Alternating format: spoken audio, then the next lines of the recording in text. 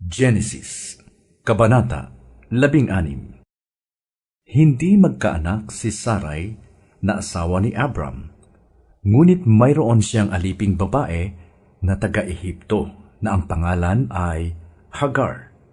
Sinabi niya, "Abram, dahil pinagkaitan ako ni Yahweh ng anak, ang alipin ko ang sipingan mo. Baka sakaling magkaanak siya para sa akin."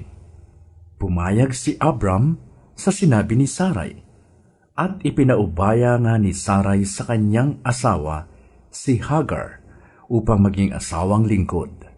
10 taon na si Abram na naninirahan sa Kanaan nang ito'y nangyari. Matapos sipingan ni Abram si Hagar, nagdalang tao nga ito. Subalit, nagmalaki si Hagar at hinamak nito si Sarai. Dahil dito, sinabi ni Sarai kay Abram, "Ikaw ang dahilan ng paghamak ni Hagar sa akin.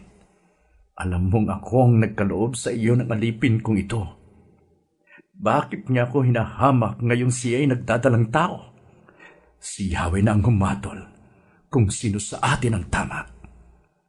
At sumagot si Abram, "Alipin mo naman siya, kaya gawin mo sa kanya ang gusto mo."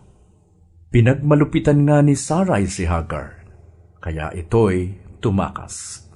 Sinalubong siya ng anghel ni Yahweh sa tabi ng isang bukal sa ilang na malapit sa daang patungo sa Shur.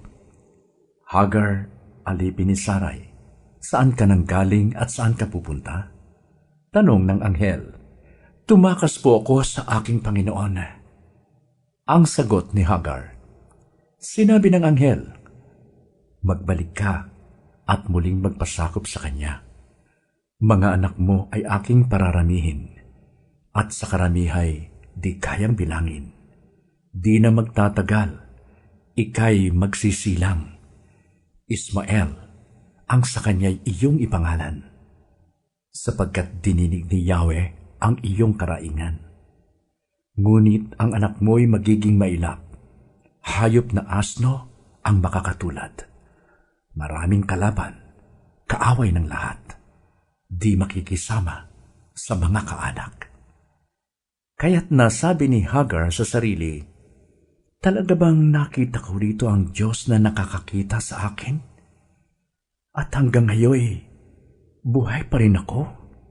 Kaya't tinawag niya si Yahweh ng ganito, "Ikaw ang Diyos na nakakakita."